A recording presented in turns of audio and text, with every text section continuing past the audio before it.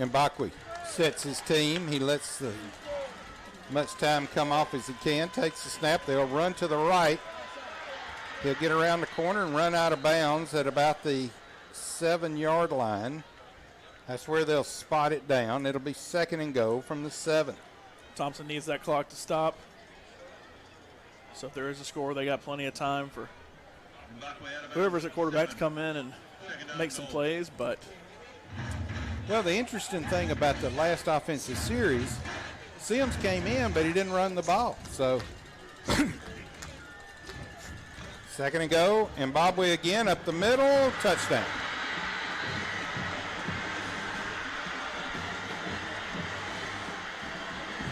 Touchdown Cougars with 3:42 to go. So plenty of time for Thompson to answer.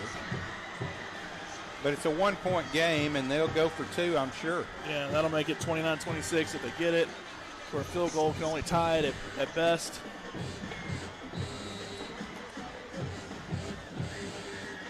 I imagine old number 9 call his own number here, maybe hand it off 21, but maybe roll around the outside.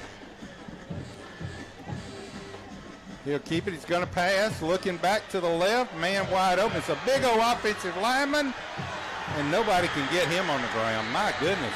That's the biggest guy on the field. Eligible receiver. And that was a good play call, as that time they called us 3-point game. So now, wait a minute. They're discussing it. What was that?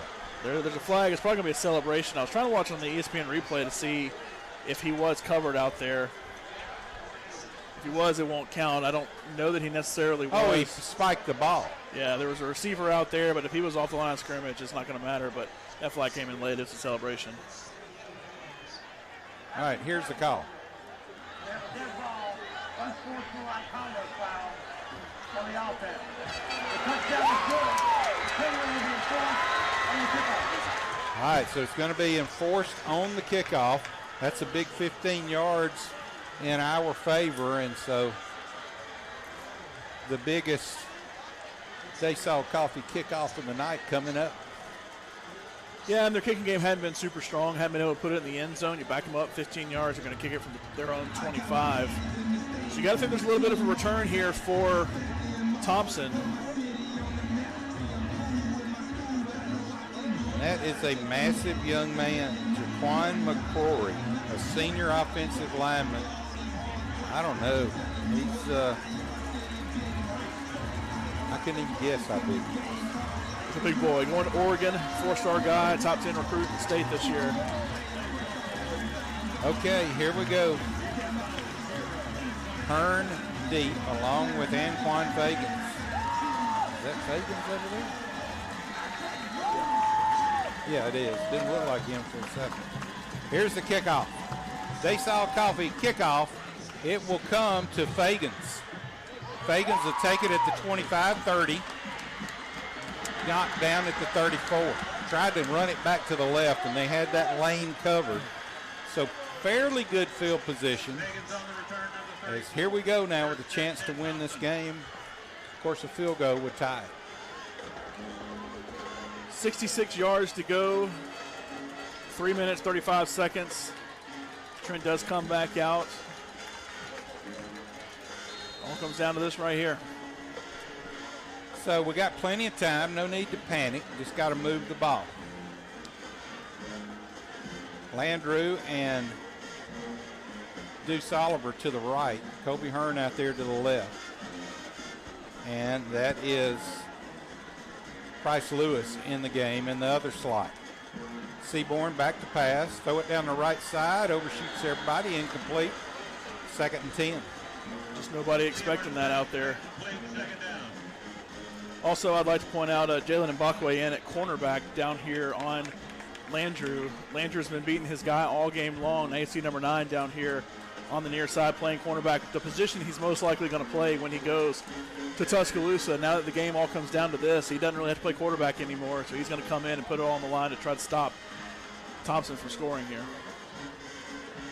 So they're double teaming Oliver, it looks like, and got Mbakwe on Landry. Flushed out, throw it out to the right side. It's caught for a one. No, it's out of bounds, incomplete. It was only a 1 yard gain anyway. As Oliver did his best to come down with it. But now all of a sudden, John, 3rd down and 10, this is when you got to make something happen. Yeah, and you got to think more down the field if you're Trent. You know, the first play, just a miscommunication with the wide receivers right there, had to scramble. But you got to be looking downfield, got to be looking across the middle. I think number 2 coming across the middle is a play that could work for him. It's worked for him a lot. And all starts up front with the offensive line blocking as well. He's back to pass. They're putting pressure on him. He's running. He'll unload it down the right side. It is intercepted. No, it is out of bounds, or is it not? It's intercepted. They're talking about it. Still no call. It's an interception. Interception, they say. I never saw the official make the official call, but it's 1st down Cougars at the 48-yard line. Yeah, pass just a little short right there for the intended receiver. Had people chasing him. Thompson only 1 timeout left here. Still 3:14 to go. But they're going to have to get stops right here. No first downs are possible with only 1 timeout.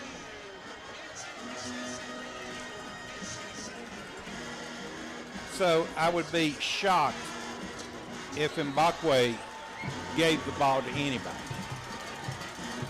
Surely he's just going to keep it and run it 4 times in a row. First, right up the middle. Nobody got him on the ground. He's loose. 45-40, 35-30, 25. Down he goes to the 18-yard line. 1st down, Clay-Chalkville at the 18. They stayed in bounds. The clock will keep running once the change or the ball is spotted. And that might do it right there. Yeah, nobody put him on the ground. He was all bottled up, but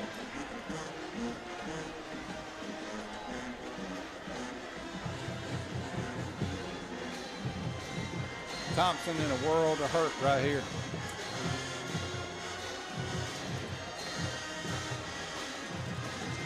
And once again, Mbakwe will keep it. I know. Yes, he will. No, there's a flag down.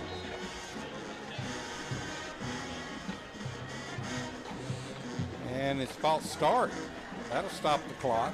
It cannot start after the penalty. So 2:41 to go.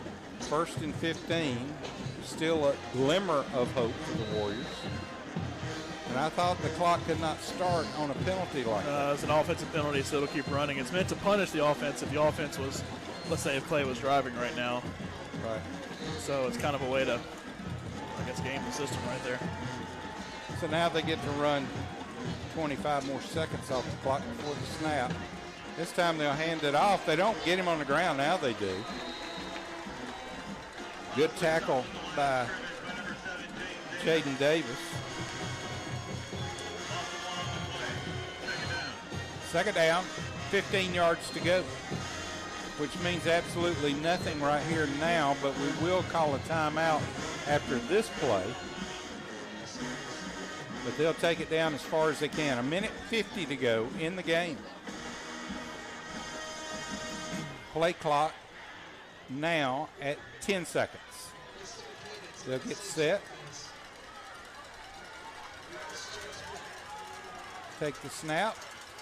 With 1 second, quarterback keeps it up the middle, and he'll go down. No gain there. So timeout now taken by Thompson. Now, John, remember, I have lived in a world where we were down by 8 points with less time than this on the clock. 9 points. Or was it 8? 8 or 9. 9 points. So I got scolded by Freeman then because I was talking basketball as well, it's only the middle of the regular season, not the end. Doesn't even count for the playoffs. So that's right. You don't have to go quite into basketball season yet.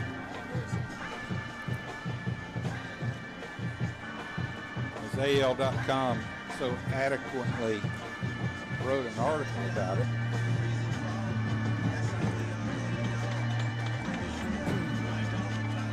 Ben Thomas,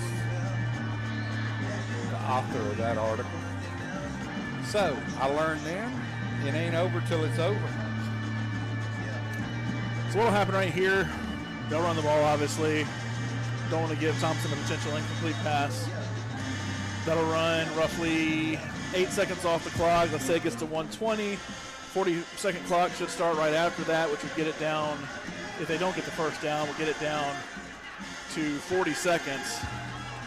But then they would have to run another play. So ultimately, Thompson, even if they were to get 2 stops, would get about 30 seconds left the way the clock's currently situated.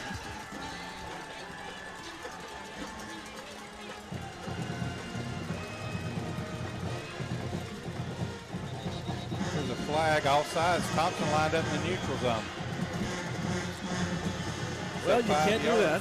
No, that hurts their chances now stopping them. And I pointed out earlier in this game that I saw Clay-Chalkville line up in the neutral zone. There was no call. Now Thompson lines up in the neutral zone, and there is a call.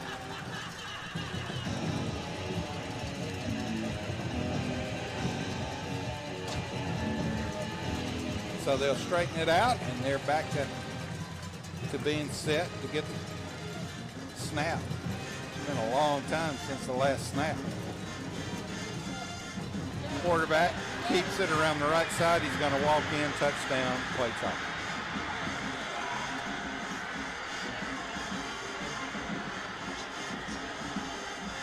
Well, it's been the Jaylen Mbakwe show all night. Not shocked he calls his own number there. Tries to put the cherry on top, and this will make it a 9-point game. Extra point to make it a 10-point game, so that touchdown definitely puts it out of reach for Thompson, although they'll have 1:22 left to go here on this kickoff. Extra point coming up for Clay-Chalkville. It is up and good. So Thompson's going to take their first loss in a while and end the streak. I don't remember how many. 8. Was it 8 or 9? Something 8. Like that. So that's all right. We'll. That's why you play these games in week 5. They mean nothing in the standings. Remember last year, was it last year, year before last, Hoover beat us the last game of the season? Last 2 years. The last 2 years, and we won the state championship. So this game has no bearing on the state championship at all, but it will, however, send a shockwave across the state of Alabama.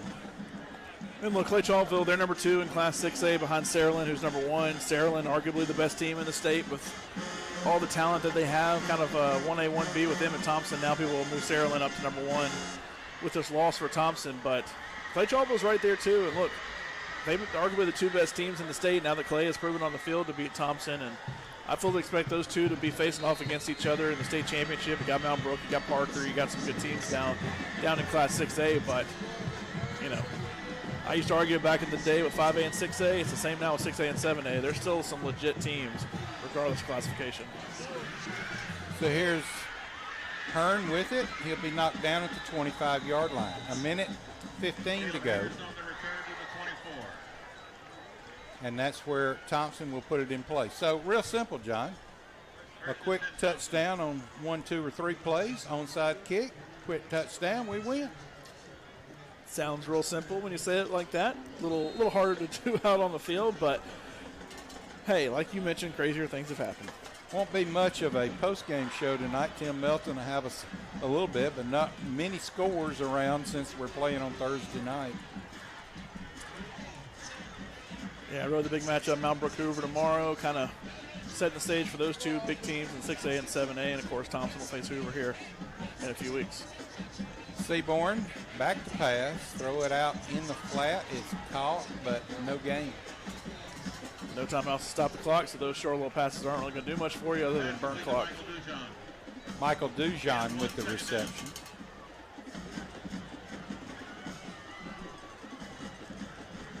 Seaborn takes the snap quickly, got time. Now he's going to chunk it down the right side. Landrew. Incomplete. That's Still no flag. Mbakwe again on Landrew. They put him on the tallest receiver, trying to get him some more plays at defensive back. Like I said, that's where he's going to play probably at Alabama. And yeah, a little pushing and shoving down the field. Pass wasn't super accurate. He just reaches up, pops it away. So Landrew hurries back. 47 seconds to go in the game. And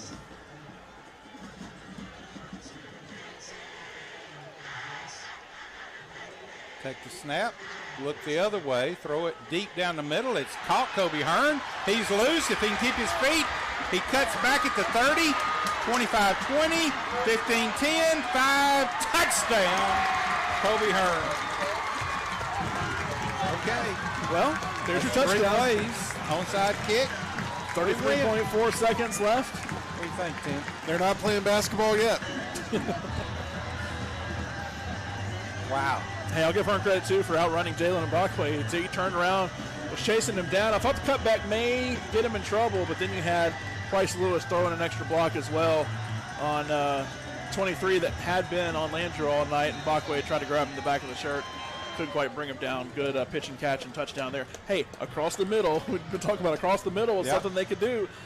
Didn't really do it much, but that right there shows it can work. You know, I said there's no way it's going to be a high-scoring game. Look at this. 36-33 after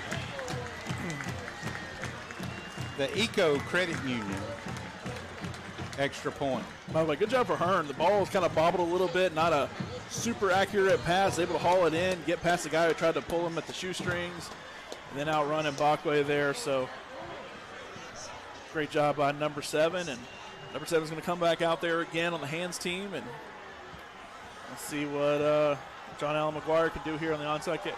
All right. We get it. Boy, if I call this, I will be nationally known, won't I? Huh? 3 plays, touchdown. I'm not saying anything. Okay, here we go. Keep it cool. Keep it cool.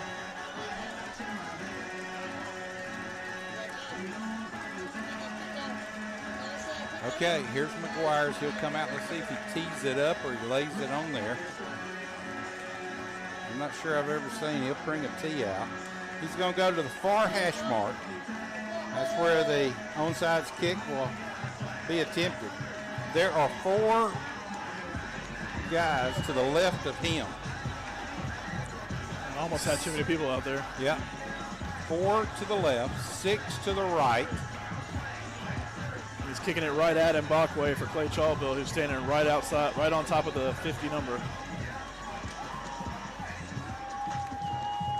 It'll be a 2-step kick.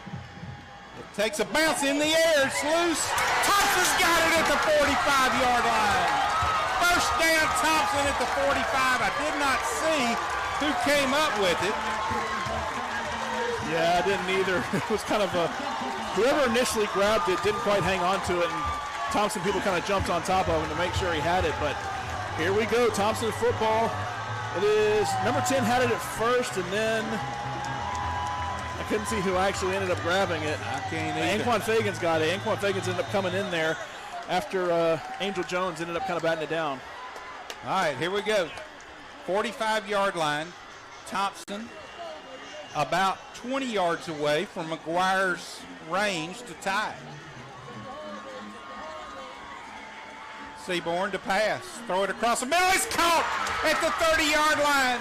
You got to hurry up now. They got to spike the ball to stop the clock at the 30. They are in McGuire's range. They're going to run a play. Yes, they will. Takes it. Back to pass. Looking left. He'll run it. He's got to get outside and out of bounds, and he does. And he gets the first down, too. And we're definitely in McGuire's range now with 11 seconds to go. If you're going to run a pass play, you got to run it fast. I thought he got the first down. That's a bad spot over there, by the way. 2nd and 1. Not that it's really going to matter because of the lack of time on here, but you got to make this pass quick. I'd maybe look at Kobe Hearn on the far side, quick out, get a couple extra yards, and get out of bounds. Nah, unless you want to go for the end zone. That's right. That's what I'm thinking. Let's just win it right here. You got Landrew on Mbakwe on Landrew over here on the near side. Yeah, could be. Kobe Hearn's got single coverage out there. Let's see if they blitz. They got a guy way far outside left tackle looking like he wants to blitz. Off the left side. You cannot take a sack. And a penalty flag came in. It's going to be a delay of game. Okay. So you don't want to necessarily back it up too much if it's an incomplete pass here to put McGuire back a little bit. But if you're going for goal, go for it. Yep, you got to go to the end zone now. I don't see any way you can take a chance of doing anything but that. Back to pass. Looking. You got to. He unloads it toward the end zone. Incomplete. And wanting to flag. They are all over Colby Hearn down there. They're not going to call it, though, so it's going to be a 40-something. 42, 43-yard attempt. They got to hurry up. They have no timeout, so they got to go ahead and get lined up. Make it fast. It's going to be 43. There's 3 seconds to go in the game. Here's your game. Either we're going to tie it and go to overtime, or Clay-Chalkville's going to win it. McGuire puts it on the tee. It's long enough. It's high enough. It is no good off to the left. McGuire missed it to the left. Clay-Chalkville.